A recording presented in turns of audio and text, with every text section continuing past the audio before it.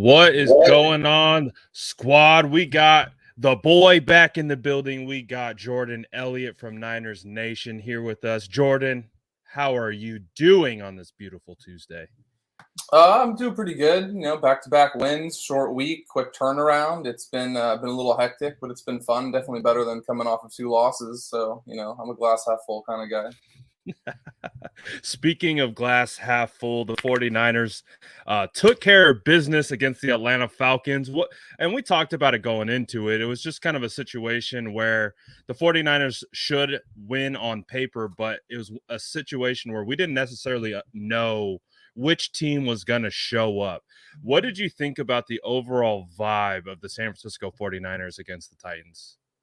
I thought they played with an identity that I thought they should have had all. I mean, I don't say I thought they should have had, but I felt they had the potential to have all season.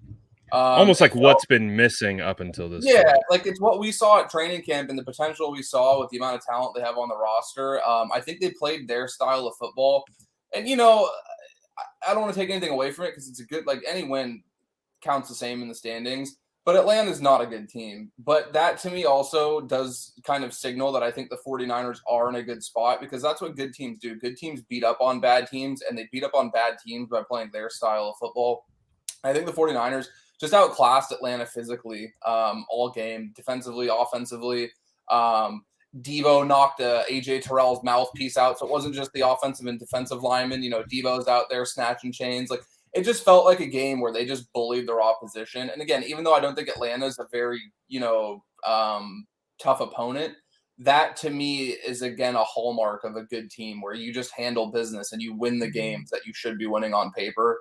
But it wasn't that they won, it was how they won. That was the vibe I kind of came away with. And again, it comes back to the physicality that they played with.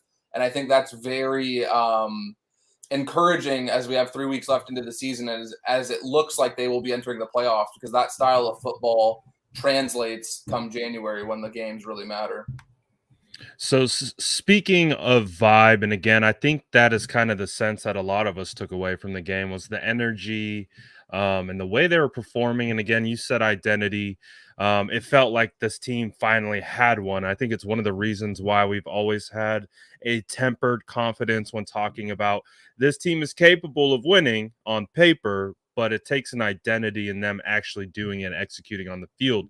What do you attribute the vibe and the energy and kind of this newfound identity? What do you attribute that to?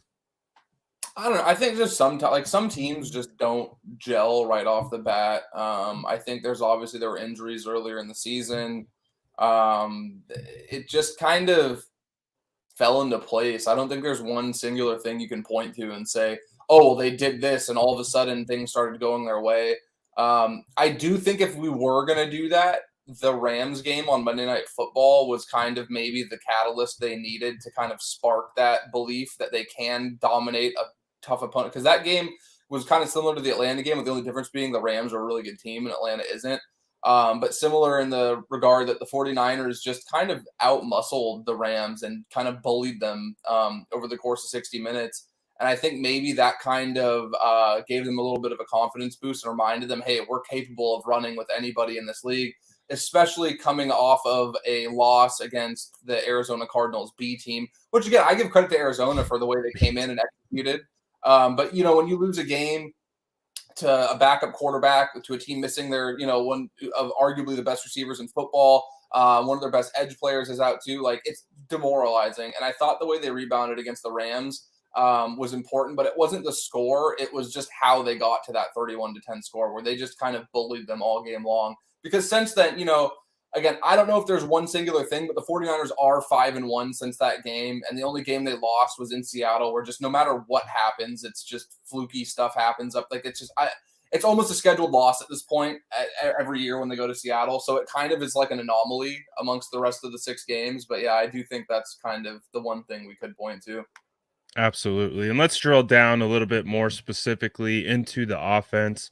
Let's start with Jimmy Garoppolo. Typically, we kind of keep Jimmy towards the end because we understand the quarterback position is one that is a tumultuous conversation a lot of the times. But with Jimmy Garoppolo having 2 solid performances, and I think when we say solid, I'm almost going to say confident. Two confident performances against the Bengals and the Falcons. What are you seeing from Jimmy? Do you think it's sustainable? Do you think it's something he can build on? Do you think it's something where he might fall back? What is your kind of overall outlook of Jimmy Garoppolo in the game against the Falcons and kind of how that can potentially evolve or devolve? So the Bengals were one of the worst teams in football. They're the 27th ranked pass defense in the league. I think some of that has to do with how good their run defense has been. They're a top 5 run defense unit. So teams might have just been throwing out of necessity because they couldn't run the ball. But if you dive into the metrics even further, they were really bad, particularly in between the numbers. So over the middle of the field, they really struggled. And that's where Jimmy is at his best. And then Atlanta isn't a great defense. So I quickly want to say that just because those teams weren't very good, and I think that they played into Jimmy's strengths, that doesn't mean he doesn't deserve credit. He handled business and he did what he needed to do. And just like you said, he looked confident doing it. Um, and if he played poorly against either of those defenses, I and many others probably would have been quick to point out, hey, these guys aren't very good. And, Garoppolo didn't play well. So the fact that he did play well, he does deserve his credit. And I think that, again, it comes back to if you are a good team and you are a capable offense, you're going to handle business against the teams you should. But in terms of it being sustainable, it's kind of, to be determined at this point, because I do think there have been stretches this season against better defenses where I am a little bit more concerned. But at the same time, he does give you enough belief that if they play the way they've played the last couple of times, they really can hang with anybody. And I do think that the fact that he does look more decisive throwing the ball is certainly encouraging. And hey, maybe he needed that boost and that pickup against the defense that might not be, this elite shutdown unit in terms of the secondary or pass defense over the middle, to get back to that. So yeah, I think that there's certainly a possibility that it is sustainable, but I do think the nuance and context of the defenses he played certainly is required when you factor in why he looked as good as he did. But at the same time, I'm not going to fault him and be like, hey, you played good against an NFL defense. They just happen to not be like, that's not fair to him. So I do think he deserves his credit. It just is a matter of, I would like to see it against, Tennessee, for the amount of injuries and adversity they face. They still have a respectable pass defense unit. They obviously play the Rams one more time. So if he can look good in those games too, I think it would give me and plenty of others the utmost confidence going into the playoffs. Absolutely. And I think what it really comes down to, at least for me personally, when I look at the quarterback position with the San Francisco 49ers and Jimmy Garoppolo, it really just feels like it comes down to confidence. Because when we see Jimmy Garoppolo Kyle Juszczyk and George Kittle talked about it pregame. They said, oh, Jimmy's got a different vibe. Oh, he's locked in, all those types of things. And, athletes and how they get into these modes and mentalities as they enter a game, it has a huge impact on how they actually perform. So I think when it comes to the conversations about how skilled, ability, talented, we know what Jimmy Garoppolo is, right? What we're really looking for is the consistency that comes from the energy, the vibe, and then transfers into consistent play. I hear your point 100% about these defenses were nothing to write home about. They were struggling in their own right. But if Jimmy Garoppolo can continue to play with this energy and this confidence, then the offense can operate around him. The defense can do what they do. And with the Titans coming up and that type of mentality, do you feel like the 49ers, with a confident Jimmy Garoppolo, could walk into essentially a trap game on a short week, Thursday night football, two big emotional wins? Do you think Jimmy Garoppolo can duplicate that a third time, or are we going to see some of those consistency issues kind of pop up again? I think that it would be huge for them if they are able to. I do want to say again, like I just wanted to add that context. I'm not trying to take anything away from Jimmy or discredit what he did. I just think that it's important to note that probably played into why the passing offense as a whole, it helps receivers get open easier too. It's not just Jimmy. It helps the passing offense as a whole. I do think that he's looked much more confident throwing the ball downfield. I posted something on my Twitter. I apologize if I get the numbers off. I think I can remember off the top of my head. When he's throwing between 10 and 20 yards, which is really kind of Jimmy's sweet spot, where you can get the ball downfield a little bit, but also get guys into space. He had, I believe it was 10 of 16 for 198 yards, one touchdown, and no picks over the last 2 weeks. And if he can continue to play with that kind of efficiency where he's, completing more than half of his passes in that area of the field, he's keeping the ball out of harm's way, and he's moving the chains on third down. Like, yeah, I absolutely think that they can go in and do that. And I do think he does deserve credit for the way he has attacked downfield, and how he is threading the needle a little bit. Like a couple of these balls he's thrown to Devo in recent weeks and to Kittle downfield. They're good, high quality NFL throws. And I do think that, I've been somebody that's said a lot of the time that I think the scheme does the work for everyone in the offense, not just the quarterback, but they still have to execute. So going into Tennessee, it's a, cross-country trip on a short week against a quality opponent. So generally those are really, really tough historically for West Coast teams. So if the 49ers are able to come out of that game with a win, and I don't like saying, oh, they're playing a really bad team, they'll win automatically the next week against the Texans. But if they're able to beat Tennessee and they can handle business against Houston, that game against LA might still have some meaning depending on how things shake out, but it would guarantee the 49ers a double-digit win season and a playoff berth. And I think that would just be so huge for the culture moving forward, Kind of like the vibe heading into the like playoffs. I'm trying to think of the word. Yeah, kind of just like the this winning culture that's been lacking. And I do think that they are more than capable of doing it. They're 3.5-point favorites, I think, right now. And as most people know, generally home teams will get 3 points and maybe even more on a short week. So the odds makers feel pretty confident that the 49ers can go in and handle business in Tennessee. That doesn't guarantee it'll happen, obviously, but I was surprised when I saw that opening line. And I know Tennessee is a little banged up. They have no Julio Jones, no Derrick Henry, obviously. A.J. Brown was cleared to return from IR, but it's a short week. Nobody knows if he's really going to play or not. So, this is a great opportunity for the 49ers to go in and steal a win, and then not going too far ahead. But if they're able to handle business against a really, really bad Houston Texans team, which I have no doubt they can do, again, getting to that 10-win mark would be huge, especially when you consider they were 3-5, and everybody was just kind of at the point of, all right, well, let's start looking at the draft. Let's start Fire everyone, right, at one point.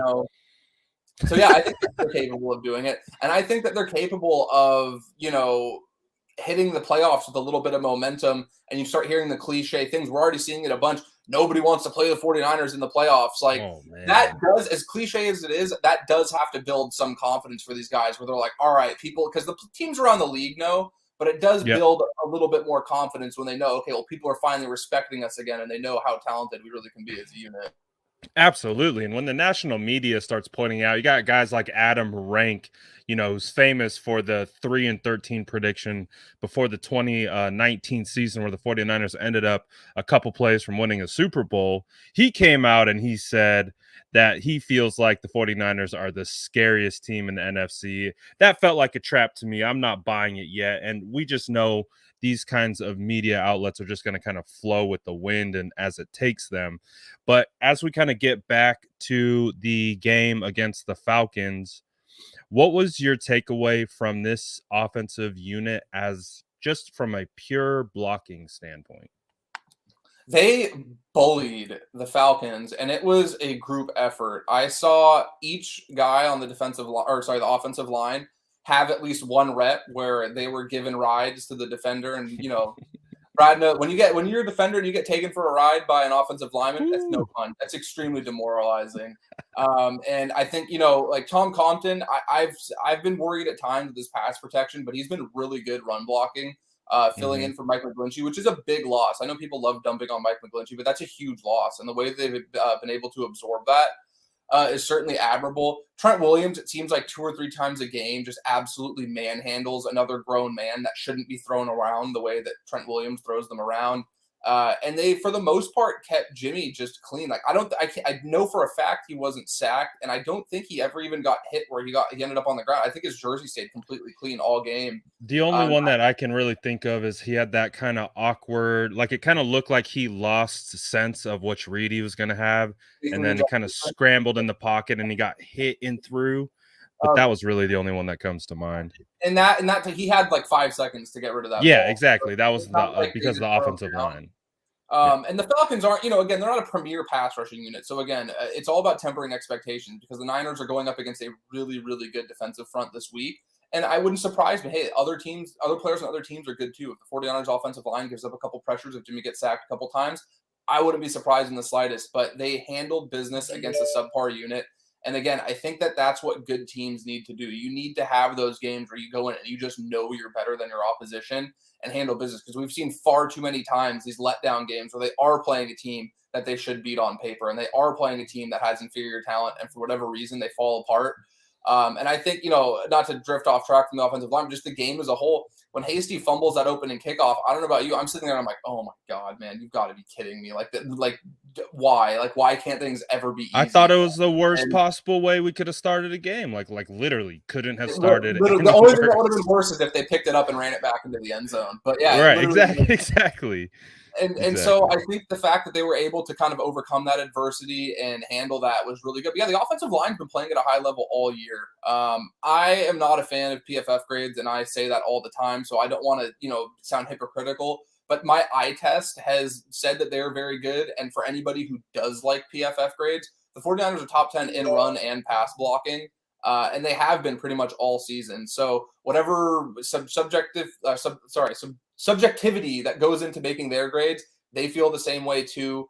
It's really hard to evaluate offensive line play with metrics outside. There's like win rate and stuff like that. I'm not a huge fan of that either. Really, the best way to do it is just to use your own eyes. But again, that does allow a little bit of subjectivity. But they've Yep. been really good all year, and I think that that's huge because while they've had really good players on the offensive line for the last few seasons, as a unit, they haven't played at a top 10 level, consistently for an entire season.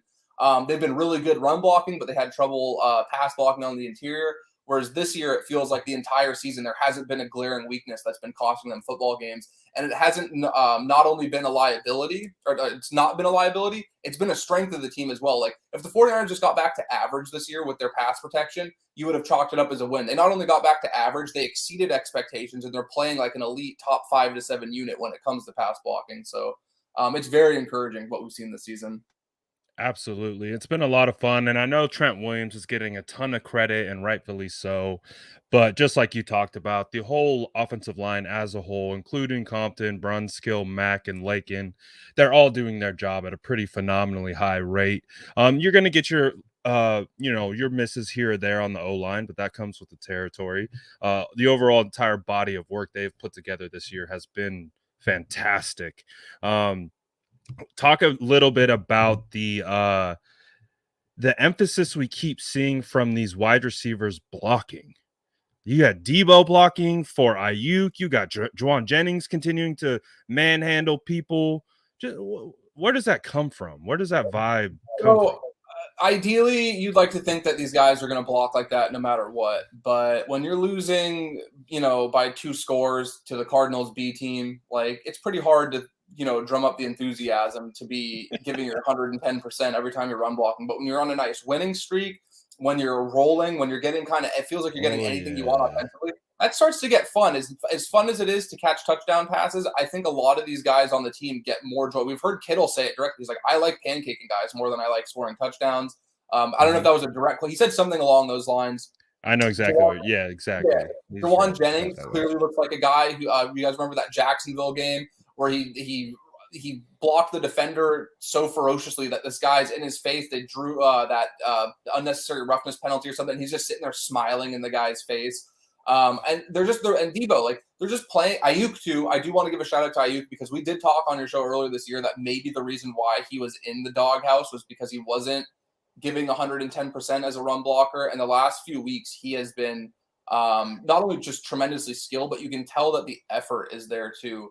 And I think that, again, you'd like to think ideally these guys are giving that effort on every single play, but that's just not how human beings are. Like the human element does come into play. And I think the fact that they have been on this roll offensively and they have been able to generate points and move the ball at a far more consistent rate than they did earlier in the season does have trickle down effects where it's like instead of sitting there and pouting like, oh man, call a pass play for me, like get me the ball downfield, it's like, all right, we're running the ball down their throat, like let's go. And I think that these guys have all kind of bought in. So I do think that the winning and the offensive resurgence does play a huge part in the way that these guys have been run blocking as of late. Absolutely. And someone who will benefit from that blocking resurgence is going to be the running backs. Obviously, we've seen Debo used as a running back, but specifically Jeff Wilson was able to eclipse 100 yards for the first time on the year. Again, we know the story. Tore his what was it? His meniscus in OTAs, standing up at his locker. That happened this year, and he's able to put up a 100-yard game this year. Finally, feels like Jeff Wilson is starting to settle in a little bit. Or what are you seeing from Jeff Wilson, and how do you imagine the 49ers handle the running back situation going into the Titans game with Elijah Mitchell, the knee swelling? I mean, we're getting good information about they feel confident about Elijah Mitchell and his knee for the Titans. But tell me a little bit about the running back room, how you saw it against the Falcons, and how they transitioned towards the Titans.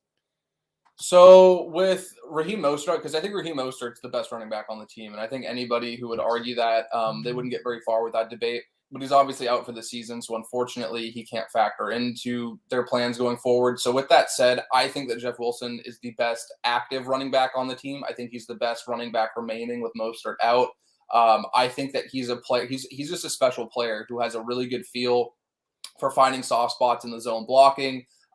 He runs with the physicality and tenacity that you just can't teach or coach guys. Like, you just have to possess it. We've heard them reference the dark place he goes to when he's running with all that, running angry downfield.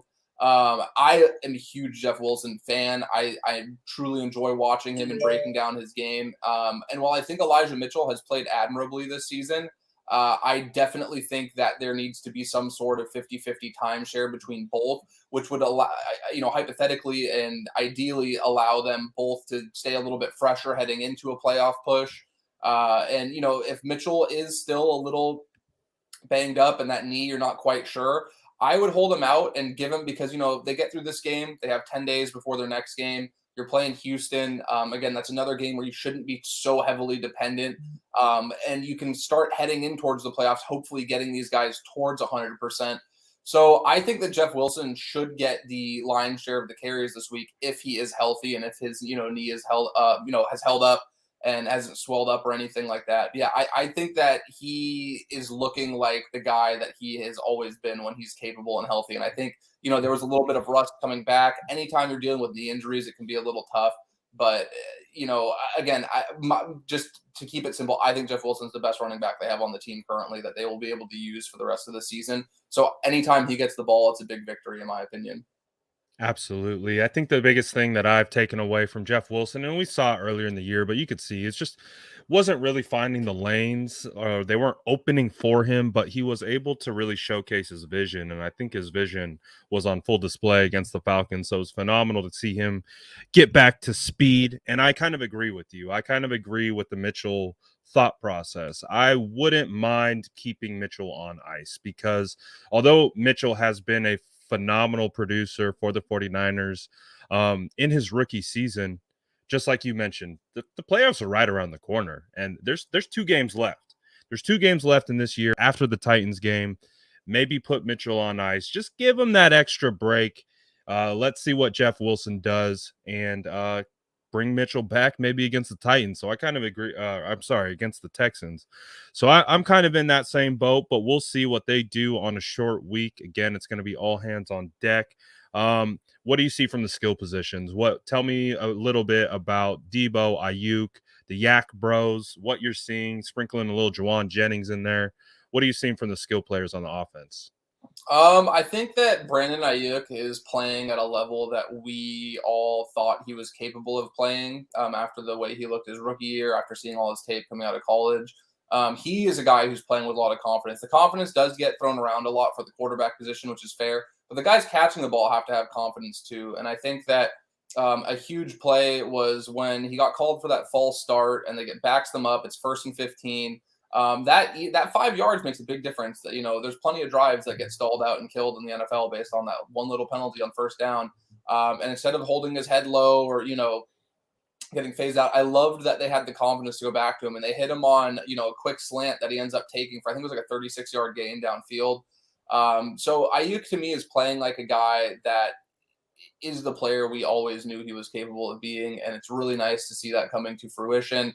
Debo is just a superstar. There's no other way to put it. He is a guy that is just so versatile, so flexible with the way you can use him. And it's not only just that, like there's a lot of players who you can move around, but there's very few who excel at that. Like and I know some people don't like it, but Debo being able to line up in the backfield and be utilized as a runner behind the line of scrimmage creates so many headaches for opposing defenses, and it's so hard to account for him. And once they start, as we've seen, they're starting to turn that into play fakes. We saw him throw a pass, which, if it wasn't for great awareness by a defensive back on the Falcons, he's throwing a touchdown pass. And we're all talking about how Debo's a wide receiver, quarterback, running back hybrid. So Debo, he's phenomenal. Jennings is a guy that, we watched a lot during camp. I said that I thought he would have that kind of like big slot role. It seemed like everybody's, been hoping Jalen Hurd would be for the last couple of years. And it's really nice that that's turning into what it appears to be his role now, because again, he's a great blocker downfield, but he provides a big target too. And I think that Jimmy obviously trusts him. He's given him the ball in some key spots. He had that touchdown against the Falcons as well. So they've all been playing as a, really strong unit as a receiving core. Again, I'm not huge on PFF grades, but when I go through data collection stuff, I browse them. I check them out from time to time. And the 49ers receiving unit is actually, they have the highest receiving grade of any team in the NFL for the course of the season. That surprised me, I'll be honest. I wonder if blocking has to do with that. Maybe just a little. I think it's just catching the ball, because they would factor, they do have separate grades for run blocking. So that's what kind of stood out to me. And I think that a lot of it does have to do with the fact that they have a very, very special player in George Kittle as well. George Kittle has 425 yards over his last 3 games. That is tied with Darren Waller for the most yards over a 3-game span for any tight end in the Super Bowl era. So he's on a pace right now that's not just like, hey, George is back, this is a nice hot streak. Like, he's on a historic pace right now. And I think that he's playing the best football I've ever seen him play. And that's really incredible when you think about the fact that in 2018, he broke the single season record at the time for receiving yards by a tight end. And then in 2019, he was first team All-Pro. He was firmly in that discussion as the best tight end in the league. And I think he's eclipsed the play from both those seasons this year. He is just playing like a guy who is not only a threat with the ball in his hands, but he's a threat getting downfield. Like, a lot of these big plays they're making, he doesn't even have the chance to really generate yak, because they have 5 defenders crashing on him the second he gets the ball. And I do think that it does come back to the fact that sometimes we've been so enamored with how good Kittle is on these shallow crossers, on these little out routes, on these tight end screens, where they basically get him the ball in space and he creates everything after the catch, that we forget how viable of a downfield threat he is, and how good he is at running routes, and how good he is at getting open in soft spots and zones. So it just feels like the skill position group and the team as a whole, they're really just clicking at a really good time. Ideally, you continue to click going into the playoffs, but in terms of a regular season spectrum, if you can start playing your best football in December, that historically bodes very well for teams entering a playoff race. And especially, the 49ers have the talent. It's not like they're just a team that's kind of getting hot where they might taper off. They have the talent to play competitive football with anybody. This is like the team that we've been expecting all year, right? Exactly. And that's the kind of thing that, we can talk about. I've seen some people be like, oh, if they played like this early, they'd be having, fighting for a bye week, or they'd be, fighting for the division. Well, guess what? They're not. It happens. It's football. The fact that they're even playing meaningful games now, to me, people should be grateful for, because I can remember vividly plenty of conversations I had with people where they flat out gave up on this team a few weeks ago. And week 1 through 7 was nightmare fuel. Yeah, and I understand people don't want to hear it after losses, but I stood firm on my belief. I'm like, hey, they have talent, and talent always wins out eventually. If they can figure it out, they have talent. And people kept saying, well, they're not talented if they keep committing penalties and losing close games. And I'm like, yeah, I get you don't want to hear that, but that's not true. Like, you're still talented. You're just finding ways to beat yourselves. And I do think that it's really – the 49ers have lost to some good teams. Green Bay, I think, is one of the best teams in football, if not the best. Arizona, when the first game, when everyone was healthy, that was a hard-fought game. They've been a pretty good team, obviously, most of the season. The thing that gets me, Indianapolis, it was a monsoon game, but, they're a good team. You have to tip your cap. Like, they've lost to good teams, but I still think that the 49ers have been their biggest enemy this season. Like, there hasn't been a team that's beat the 49ers worse than they've beaten themselves with very correctable mistakes. And the only game I would go back to where I'm like, they just flat out got outplayed was the Arizona game against the B team the second time, which is wild when you think about it. Like, they lost all these close games against really good teams by self-inflicted mistakes, and then the one game where I felt they objectively just got outplayed and outclassed, and it didn't matter if they beat themselves, was against Colt McCoy and James Conner. So I do think that was something that was always had the potential to correct itself, and I'm glad to see that it vindicated my belief that they were talented all along. And it did make me feel better that I wasn't just, buying into some false hype where I was like, oh, they have a few talented players. No, they're a very good team 1 through 53, and they have been all along. I just think they're finally figuring out how to get out of their own way. And it's incredible once they did that. I don't want to say they seem like some unstoppable force, but they seem like a team that no NFL team would want to match up with, and nobody would feel comfortable playing, particularly in a situation where it's a one and done playoff appearance if they were to play the 49ers and lose. And we've seen plenty of examples of teams getting hot in December, like you've talked about, where they look like ass in the beginning of the year and they go on a run in the playoffs. It happens all the time. And you spoke to it perfectly. It's about getting hot at the right time. And the 49ers are. And we're going to see if they can continue staying hot as they're walking into a trap game against the Titans. It's going to be a very interesting game, but with the emergence of Nick Bosa, Arden Key, Kevin Givens, Eric Armstead, DJ Jones. Talk to me a little bit about that defensive line under D'Amico Ryans and Chris Korsek, and just what they are doing as of late, because they put up some crazy pressure numbers against the Falcons. Obviously, their offensive line was mediocre at best, but still, you got to get the job done based on whoever's in front of you. So tell me a little bit about what you're seeing from, obviously, one of the lead guys for comeback player of the year, defensive player of the year, but also the supporting cast that's following behind him. So real quickly, I did write something for Niners Nation that got published this morning specifically about the defensive line and the hot streak they've been on. So if anybody watching wants to check it out, if you head to Niners Nation, it should be on the front page there still. But I'll pull some numbers from there that really stand out. So against Atlanta, they pressured Matt Ryan 33 times. 33 pressures in a game is just absolutely insane. Nuts. They The generated offensive line had a bad day in the office. Oh yeah, they generated 3 sacks off of those pressures, including the strip sack by Bosa that was recovered by Fred Warner. And that's another thing. We've seen the ball just like earlier in the season, the ball that wouldn't have been a fumble recovery for the 49ers. It would have somehow bounced back to a Falcons player, and they would have had a I think that was on third down. It would have bounced back to a Falcons player. They would have punted it away or whatever. But the 49ers have that turnover luck, and I think a lot of that comes back to so much of this is beyond, like, their luck does play into these things, particularly turnovers. So I just want to say that real quick. And then that wasn't it, though. Against Cincinnati, they pressured Joe Burrow 27 times. They had 5 sacks and 3 quarterback hits. And then against Seattle, they lost the game, so people don't really want to, focus on minor areas. It sucks. They lost to Seattle in Seattle again. I get it. But they had 24 pressures. They sacked Russell Wilson 5 times. They had 4 QB hits. So for the last 3 games, they've averaged 28 pressures, 4.3 sacks, and 4.3 QB hits. And anytime you can do that in an NFL game, that's a major victory for the defensive line. So they've looked very good as of late. And obviously Nick Bosa is spearheading this kind of resurgence they've had. He's playing phenomenally. He has 15 sacks on the season. He should be the comeback player of the year. The NFL is probably going to give it to a quarterback because, hey, that's what they do. But he's firmly in that defensive player of the year conversation. So Bosa, over his last 3 games, has logged 24 pressures. He had 6 against Seattle, and then he had 9 apiece against Cincinnati and the Falcons. And that's absolutely incredible when you think about how much attention gets paid to Nick Bosa and how often he's getting chipped and doubled, and they're leaving guys in the backfield to pick up on his side. So I do think that he's playing at a level that's just insane considering all the circumstances with the knee injury, the attention he gets.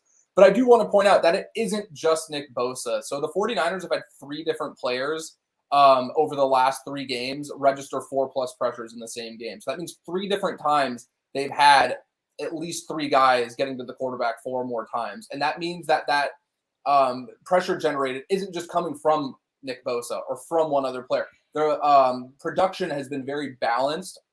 And then the other thing is, over the last 3 games in this span, they've had 9 active defensive linemen. 8 of those 9 active defensive linemen have had at least one game with multiple pressures.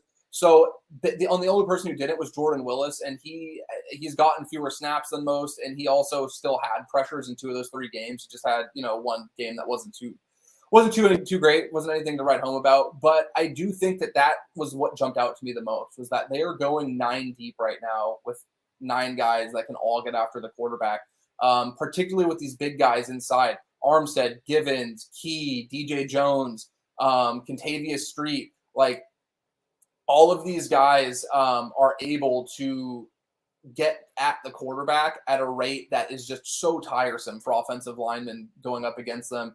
Because you have to think about this. When you're sitting there, you're rotating 8, 9 guys. You can bring a guy off for a play or two, throw him back out. Offensive linemen don't get that luxury. They're out there every single snap. And when you have to go up against a guy that's rested, refreshed, that has fresh legs under him, that's so tiring over the course of a game. And the fact that the 49ers are not only just able to, hey, we'll throw out some guys that we can tread water and, rest Nick Bosa and rest Armstead and Key and these guys. Like, no, they're throwing out guys like Ebukam and Omenahue and Contavious Street and Givens that are not only going out there and being adequate replacements, they're giving the opposing offensive lines a tremendous amount of difficulty containing them.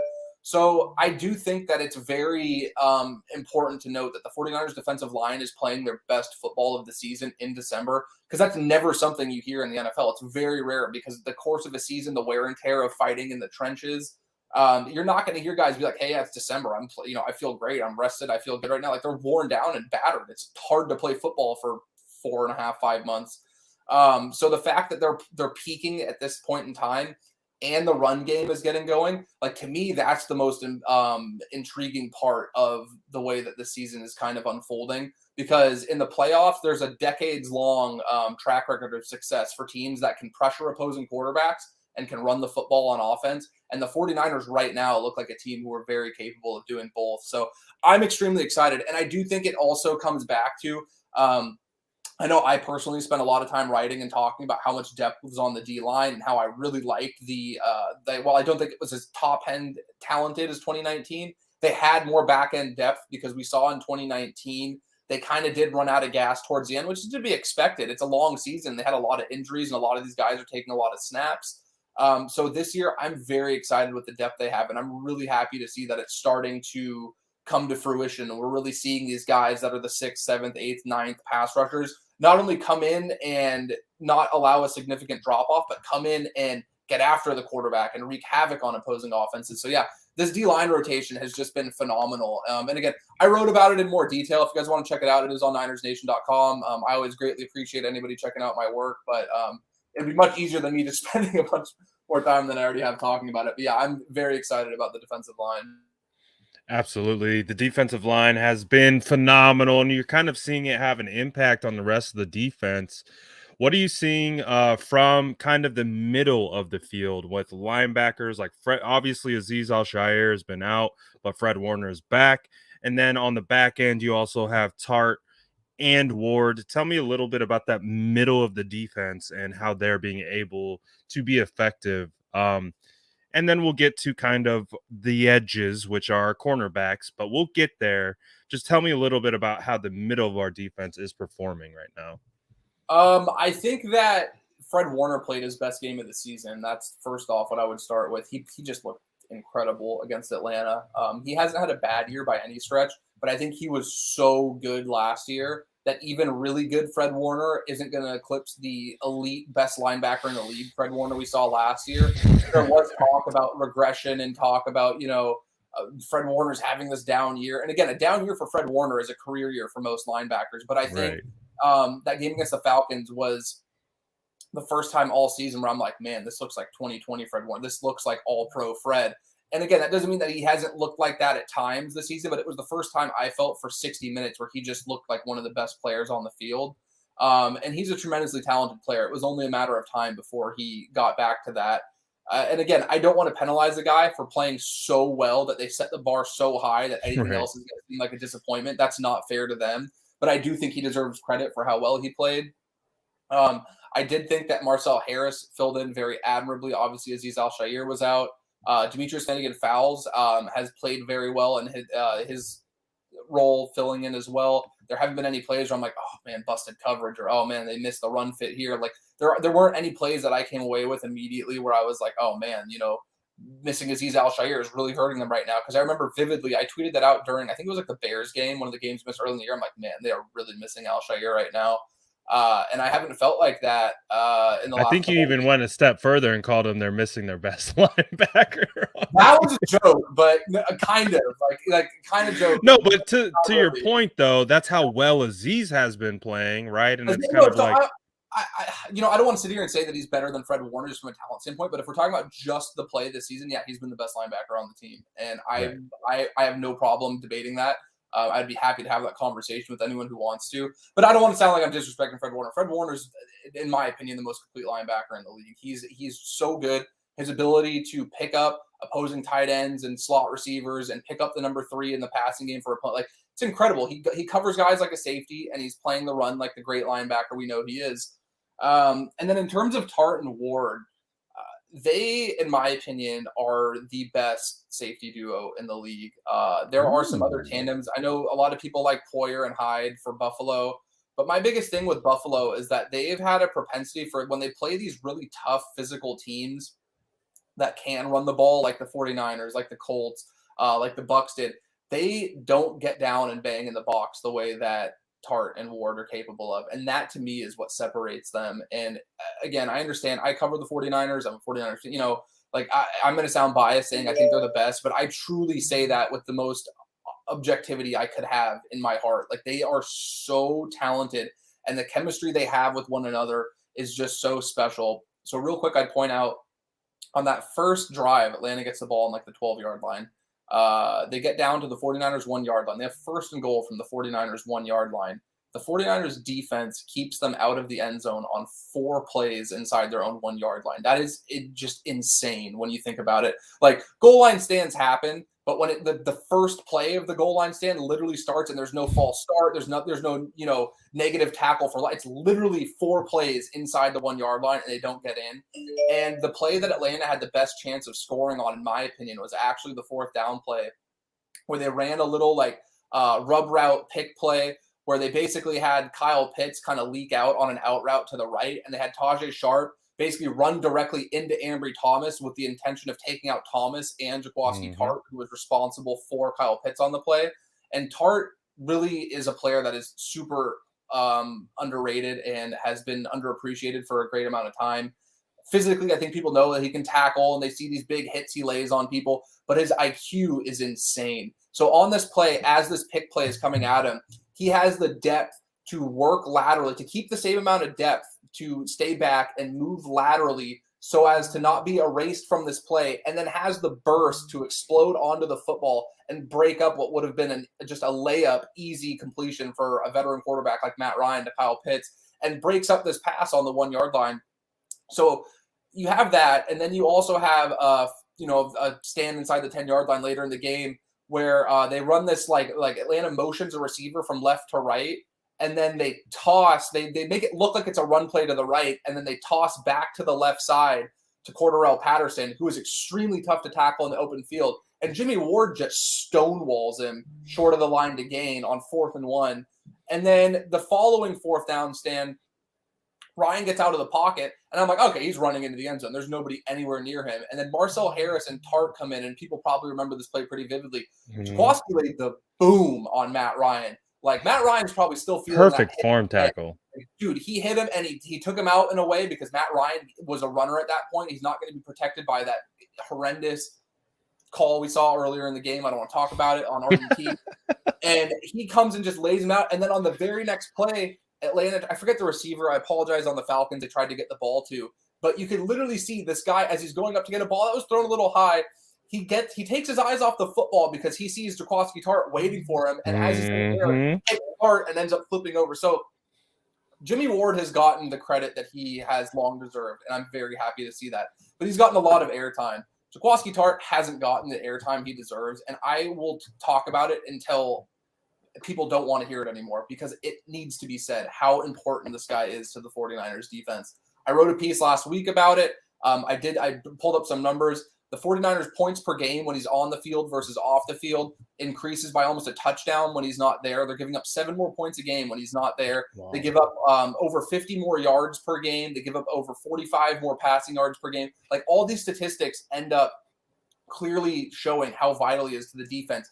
The other one is, since 2019, when he is on the field for 50% or more of the defensive snaps, the 49ers are winning at a clip of, well, so this is before the game. I apologize for not knowing the math. This was prior to the Atlanta game, so this number has gone up. They were winning 64% of their games. When he's not on the field, they're winning 47%. So basically, if you're winning games at a 64% clip, that's very good. That's a high-level elite football team. And if you're winning at 47, you're a below-average non-playoff team. And that's the difference between Jaquiski Tartt being there and not being there. So I do think that it is just kind of a situation where he's a guy that's kind of been a little overshadowed by having really good players like Nick Bosa and Fred Warner, and now Jimmy Ward's getting that shine. Richard Sherman, when he was here, he's a big personality, he's a big name. But, everybody, if you guys remember in 2019, Sherman went on that rant where he's like, Jaquiski Tartt is playing at a high level. And he's like, maybe it's because you guys can't pronounce the name, but I want to help you so you can talk about it. The players are aware of how special he is. And I just think that this was a game finally where I saw post-game he was getting the credit and the love that he deserved. And I just think between he and Ward together, they're just such a special tandem. And I really hope the 49ers find a way to bring him back next season and keep him around for a couple more years, because I think it'll be a situation where if he does move on, people will look back and be like, man, I'm really missing these days. Like, I didn't know what I had when I still had it here, because he's just really a special player, man. Amazingly said. And I think the biggest thing with Jaquiski Tartt and the fans is we understand how sensitive, 49er fans are to injuries. It's been something that has been passed down to us from the Trent Baalke era. We know Jaquiski was a part of the Trent Baalke, draft regime process, whatever. And so there's a lot of negative stigma that carried along with those players, with the Eric Armsteads, with the Jimmy Wards, with the Dante Johnsons, with all these guys that were drafted by Trent Baalke. It was just a bad time to be a Niner. And on top of that, when you're drafting ACL prospect after ACL prospect and none of them pan out, when the other guys you draft start to get injured and start to get hurt, we saw the fan base be very sensitive to that subject. And unfortunately for Eric, Jimmy, and Kwaski, they got the brunt of, and not, I wouldn't say it was fair, but they got a brunt of this fan base's animosity and anger. They didn't know where to point it, so they pointed it at those two or those three, and a majority of other players as well. But just like the arguments and the statistics that you're providing and showing all the evidence to prove how Jaquiski Tartt has been a huge player for this team, all you can really say about Kwaski and, what could be better? Maybe just being a little bit more available. That's really all it comes down to, is just some of the time that he's missed. Other than that, when he's on the field, he's fantastic. I think of the interception that he had against Detroit, I believe, in 2018, the one-handed where he goes back and snags, is one of the best interceptions I've ever seen. So he's got ball skills. He has the ability to tackle, and I love that Tartt is using his platform to kind of make some noise. And I think that's exactly what you have to do. We saw Jimmy Ward do something very similar this offseason, and we've seen it kind of translate and almost like snowball into this effect where we're all talking about Jimmy Ward now in a very positive light when we were focused on a lot of the negatives. But overall, those guys have been pretty damn good. Do you think there's a potential situation for young rookie cornerback Ambry Thomas maybe getting a little bit of some of that early hazing from the fan base? Second career start. He gave up a touchdown to Jamar Chase. Then he comes back, gives up the touchdown to Russell Gage, almost gets the interception against Pitts, but he drops it. Do you see a situation where maybe Ambry Thomas is young, could be a learning situation, or maybe just isn't what the 49ers had hoped for? Yeah, it's tough because I think that he's actually gotten a lot more praise and credit than people really like ripping into him. from what I've seen on Twitter and stuff. And it's way too early to make any sweeping declarations or to say that he's a bust or that he's going to be really, either way, even if you think he's going to be really good. We have no way of knowing. It's 2 games. I do think the fact that he has been in position, yes, it's good. If he wasn't in position, you'd be a lot more concerned. He's getting his head turned around, has a chance to make plays on the ball. I admittedly was a little bit kind of, confused at how much stock people put into that. Because my whole line of thinking is, hey, well, it's great that that's happening and it's early. He can get better. I'm not sitting here and saying he won't. I want to make that very clear. But while people are like, oh, he was in position to make play on the ball. Well, guess what? He was in position to make plays on a ton of balls and he didn't. And he looked lost when he was tracking the ball. And that to me kind of comes back to, it doesn't matter if you're in position and, to make a play on the ball if you're not actually doing, like, if you can't make a play on the football, you're not going to last playing cornerback in the NFL. Again, it's 2 games in. I'm not saying that he can't get better. I would not be surprised at all if he ends up turning it around and he looks a lot more like the cornerback that I saw watching tape at Michigan than what we've seen in his limited action as an NFL starter. There's an adjustment, the speed of the NFL game, adjusting to NFL receivers. Like, it can be really hard. I just think that there is a level of concern for me that at times he looks lost tracking the football, because you can teach technique, you can teach, positioning and zone assignments and understanding where you need to be and all that stuff. But I personally feel, this is just my opinion, I could be completely wrong. I personally feel that just having that innate ball hawking skill and the ability to play the ball in the air is something that it's a lot more difficult to teach than the positioning and stuff. Because what I keep hearing from people is like, oh, well, he has a positioning down. They just need to teach him to play the ball in the air. I think it's flipped. I think it would be much more encouraging if he was, a little bit out of position, but he was making plays on the ball.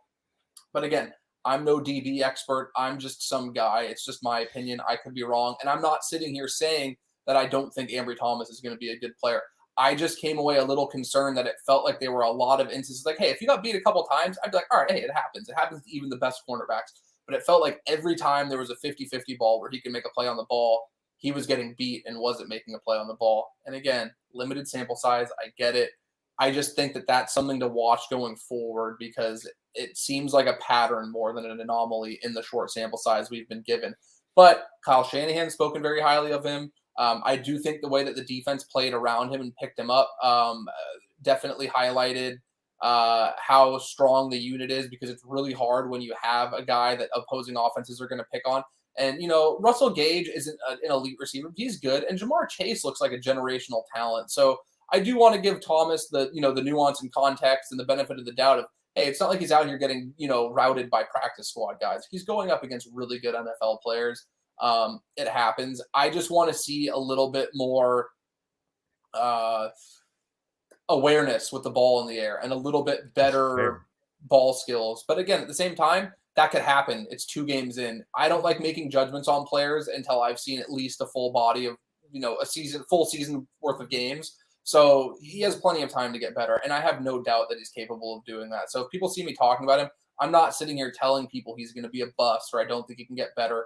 I'm just saying, to me personally, the positioning doesn't really do anything for me if you're not making a play on the football. Like, it's something I'd compare it to.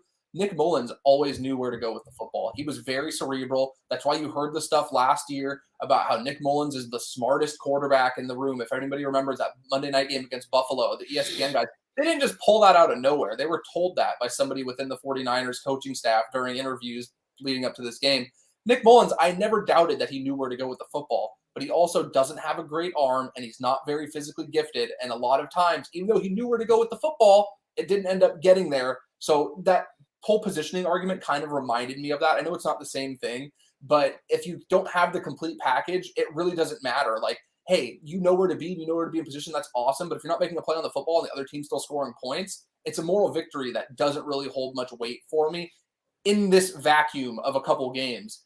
Again, that doesn't mean that he can't get better, and no, I didn't say that position is not important. I said position doesn't matter if you're not making plays on the football. Let's make that pretty clear, man. I'm not saying And position. to kind of also piggyback on that point, when you say that, I think about Ahkello Witherspoon at times when Ahkello Witherspoon would find himself in position to make plays, but he wasn't making them. And at the end of the day, I think that's what you're speaking to is you're either you got a knack for the ball or you don't. And with Akilla Witherspoon, although again, it's a developmental thing, we're seeing him play pretty decently well with the Steelers now with the change of scenery.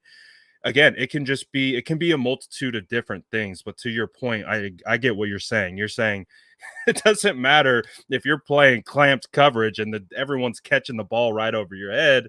It is what it is at that point.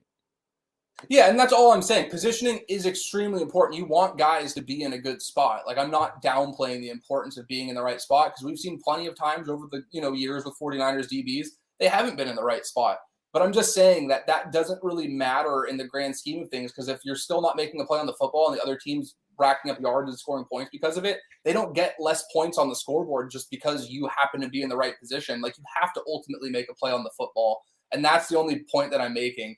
And there is a tough adjustment going from being a college defensive back to an NFL defensive back. There is a tough adjustment when you haven't played football at game speed, no matter how much these guys practice and training camp and all this stuff. None of it's like playing real game reps. And Thomas hadn't had actual game reps since 2019. So again, I'm not sitting here saying he can't get better. And I'm not sitting here saying he's so bad and they wasted a draft pick. I'm just saying that the positioning thing to me isn't as important if you're not making plays on the football. And hey, if there's 3 plays in a game and he's in position on all 3 and he makes a play on one and the other 2 the other player makes a better play on it, they make an incredible catch or it's a great ball from the quarterback, that's progress to me. So far, there haven't been plays on the football, but if he starts to incrementally get better in that area, that's something to be extremely excited about. I'm just saying that you can't sit here and be like, oh, well, he's completely fine because he's in position. Well, the other team's still scoring points as a result of him being in position. So to me, that's what I'm trying to say is that it doesn't matter if you don't have the complete package, which he can get one day. We just haven't seen through 2 games, which again is extremely early. There's nobody making sweeping judgments. 100%. Everything it makes perfect sense. I try to look at it through the lens of my evaluation because you and I were both at training camp. We both saw Ambry Thomas getting cooked up a little bit. One of the things that we looked at with Ambry Thomas was he was always a step behind in almost everything he did in training camp, transferred into preseason.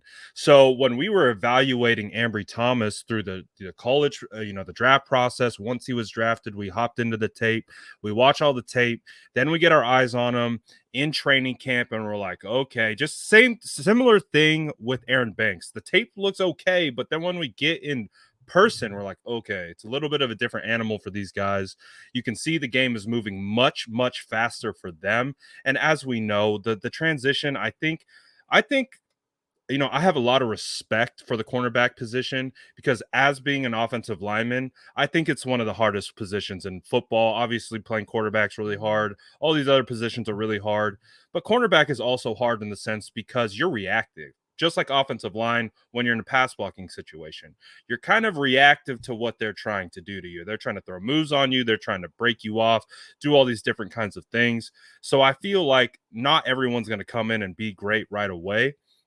So at least from the lens of what I've evaluated, seeing Ambry Thomas in position to make a play is a big positive to me because again, like I said, watching him throughout training camp and being a step behind on everything, that was very concerning. So to see him kind of take the small steps in his second career start and being in position to make plays, I felt that was something that you can build on. Now, will the 49ers be happy if Ambry Thomas continues to get starts and is in position and, like you said, just is getting catches and all these kinds of things happen around him? No, it's not going to be a positive thing. But if you can conceptualize and look at it, and again, look across the field, you're seeing Josh Norman get burnt. He's like 10, 15 yards away from the wide receiver at times. So at least with the rookie, I can see him in phase. He's doing football things from the cornerback position. He's locating the ball. Now he needs to make the next step to be able to punch the ball out, get an interception, do all those kinds of things. But that's something that I can conceptualize and be like, maybe with timing that will come. Will it come? that's to be determined. But we can at least look at it and say, if he's in position, that's step one. Step two, the ball skills, something that you spoke to more about. We're going to see if those are there and if he can make those reactions, because I will come to his defense in the sense that we understand that the NFL game moves very fast, especially transitioning from college to the NFL. And so with it being his second career game, and with knowing, his process of OTAs, training camp, all that stuff, no 2020, I'm not gonna like say he's done, he's roasted, he's burnt toast like I am with Josh Norman. I just think there is a little bit of sliver of hope with what he's done, his transition from training camp to now. We're gonna see what that looks like, because again, they keep backing him up inside this locker room. D'Amico Ryans came out and said it today, gave him all kinds of praise and stuff for how he's handling the situation. So we'll see what happens. But as of right now, I feel okay. I don't feel great, but I feel okay with Ambry Yeah, and Thomas, that's the thing if is that makes sense. I'm not saying that he's like bad, or I think that it's like, oh my god, this guy's terrible. I'm not saying that it's not important for his development. Like Brad said, like he was getting beat pretty regularly in training camp. Like I watched it every day, and it's to be expected. He's rusty. He's entering a league that's at a high level of play. That it's hard going from college to the best of the best in the world playing in the NFL. Like it's a tough adjustment for anybody, particularly when you've taken a year off. So I understand it. I'm not saying that him being in position doesn't matter towards his development, or it doesn't matter and he shouldn't get credit. What I'm saying is that it doesn't matter to the end result. What we saw on Sunday, him being in position didn't erase the touchdown that Russell Gage got. Him being in position No. didn't change some of these big plays that Atlanta was getting because he wasn't making a play on the football. He absolutely can get better with his ball skills, and being in position is half the battle. That's what you want to see that. I'm just saying that it ultimately, that conversation is tough to be had. It's just like if a receiver's he's routing a defensive back and he's running the proper route and he's doing all the things he needs to do and he drops the football, do people want to sit there and have a conversation about how great this guy's routes are? No, generally they don't want to do that. So I think it's Great only point. to have that same energy when it comes to defensive backs. And again, Great he point. absolutely can get better. He's gotten better since the early part of the season. I don't want to make it seem like, he's just, oh man, we've seen 2 games. This guy can't make a play on the football. He's never going to do it in his NFL career. That's not true at all. Like that's literally not even close to what I'm saying. What I'm saying is that ultimately it doesn't change the end result if you don't have the complete package, which is also being able to make a play on the football and disrupt the timing of the quarterback and the receiver and get your hand in there. And these little things that, yeah, I'm sure he could pick up over time. I'm just saying that it's a little bit concerning that after all of these plays over 2 weeks where they're targeting him, I can't remember one where it was like, oh man, he really was, it's a 50-50 ball and he's making a play to not allow the opposing player to come down with it. So again, I think it's just a matter of keeping things within context. And I don't think that he is a player that I'm overly concerned about. It's not a guy where I'm like, oh, Jesus, like bench him, man. I can't watch this anymore. This is so bad. Like the 49ers don't really have, I think Dante Johnson being a veteran is a good alternative. I like Dante Johnson. I think he gets trashed way more than he deserves. But it's not like I do find it interesting that they haven't put Dante Johnson out there. And maybe they want to see what Thomas has, and they have seen him in position. And you know what? Maybe in practice where I'm not watching, he is making plays on the ball, and they're like, "Hey, let's go out there and put him out there."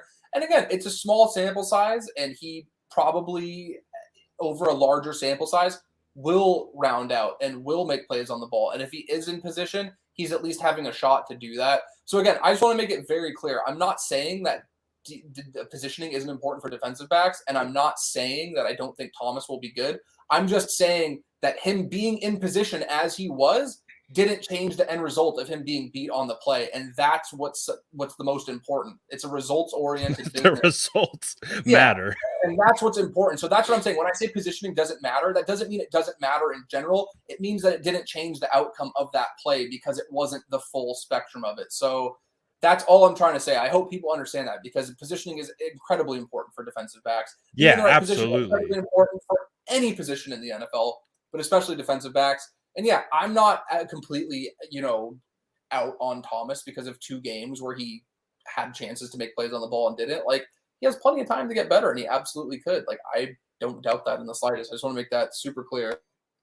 Yeah, no, that's a good conversation to have because it's the whole conversation. And that's again why football is so nuanced and there's so many small things that can you got to connect the dots. And so like basically what Jordan's talking about. He's just talking about at the end of the day, what we're all looking for, what these guys get paid for, what they're asked to do is they're asked to execute, they're asked to produce.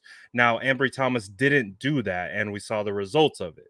However, we can also look at it and say, oh, okay, he's also getting a little bit better, we think, from at least what we saw in training camp. So we'll see what is going to continue on with Ambry Thomas. Obviously, the conversations that they continue to have, like again, just today on the podium, they seem to have his back and they seem to like the way he's handling the moment. So we'll see, but hopefully he can continue to take steps up and forward because it doesn't sound like Emmanuel Moses is going to be walking through that door anytime soon. And we know the cornerback position is hurting right now. Let's end it on this last one. I missed this super chat. We'll end today's episode here on Luke Luna's super chat. He said, Jimmy plus run plus defense can beat anyone with chances to make a deep run. This is why I thought starting the rookie was crazy because we assumed D and run game was okay. What are your thoughts on that kind of overarching thought process? Yeah, I mean, if they play the way they played against Atlanta and played against Cincinnati, like, yeah, I think that they can potentially beat any team. Like, I don't think that they would be favorites against every team. I don't think they're the best team in the league. Like, that's how I felt for a lot of 2019. Like, this is the most complete team in football. I feel good about them beating anybody. The possibility still exists this year. And again, it's a matter of can they get into that offensive rhythm? Because we've seen times this year where the offense goes 3 and out, they stall, they get these bad penalties in bad spots, they have bad turnovers. That's one thing that I am weary of because it's kind of like when you see it for so many years and so many games, it's kind of like when it doesn't happen, you're like, all right, like, where's the big turnover? Where's the big penalty? Like when are they gonna get in their own way? And they haven't done that. So yeah, like I've always made my opinion on Jimmy Garoppolo very clear, but I also don't think that he's like terrible and you can't win with him. They clearly have plenty of times. The win loss record when he's in there speaks for itself. Again, there's a lot of factors that go into that, but he's still there. He's still present when it's happening. So yeah, I think that the 49ers are in a good spot where, again, I think they can get to 10-7. I had them at 10-7 before the season started. And if they can get to 10-7 and make the playoffs, to me, that's a big victory. Maybe they steal a game or two on the road. Maybe they go on a run and they find a way to get to the Super Bowl and they just, come together.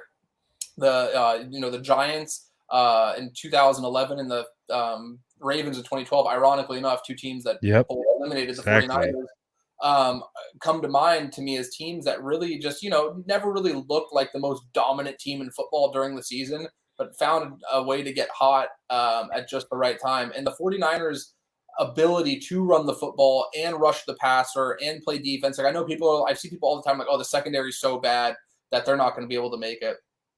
Josh Norman has a couple plays a game where you're like, all right, man, you're out of position, or you're not out of position, but you're a little over aggressive. Because I think saying out of position isn't the correct statement. A couple plays where you might be a little bit overly aggressive and it might cost you.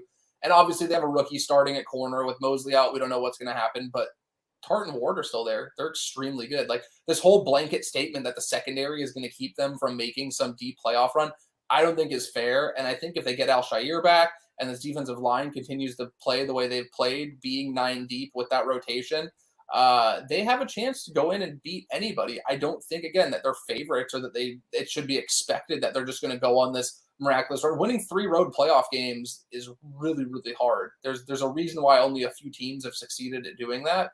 But at the same time, like the 49ers are kind of built for that. And even if they get in and they win 1 game, that to me would be a massive victory. And then you go into next season. And real quick, I know I have to get going pretty soon. I'm sure Brad does too. These reports are coming out that Trey Lance, since his finger injury healed when he had that like bone chip when he hit his hand on the Raiders helmet in the preseason on a Raiders player, apparently he's looking really good in practice too. And I don't think that that's just some fluff piece. Like, I think that that genuinely makes a lot of sense as to why he may have been having accuracy issues earlier in the year. So if you start building some of that momentum and the 49ers are a playoff team, you're getting these guys, we talk about experience for rookies, getting playoff experience for guys who don't have it is really important too. And you start going into 2022 feeling pretty good about things like, hey, yeah, they don't have a first round pick. The draft will be a little different. But guess what? Free agents and impact players and depth guys that you need to sign if you want to be a quality team in 2022 are going to look at the 49ers and be like, hey, this team went from 3-5 and they turned it around, won double-digit games, got in the playoffs, and they lost on a last-second field goal to Aaron Rodgers or Tom Brady or however the season might end up ending.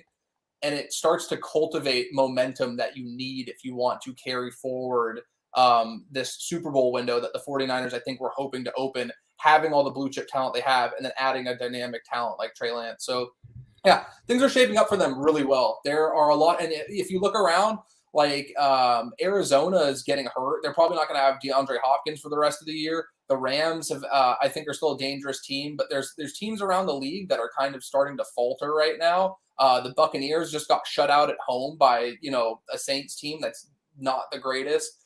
So the 49ers are kind of peaking while a lot of these other really good teams aren't. I'm not saying they're all regressing, but the 49ers are clearly riding a momentum wave that the only other team really in the NFL that's been hotter than them is the Kansas City Chiefs. And how funny would it be if those two teams end up making a run through the playoffs and, the 49ers have a chance for redemption? I think it'd be pretty cool. But we'll see how it goes. I just think that things are shaping up for them to end the season on a very high note. And I understand losing in the playoffs sucks, but I'd much rather watch my team lose in the wild card round or the divisional round than not see them get there at all. And that would be a major victory considering where they were at the midpoint in the season.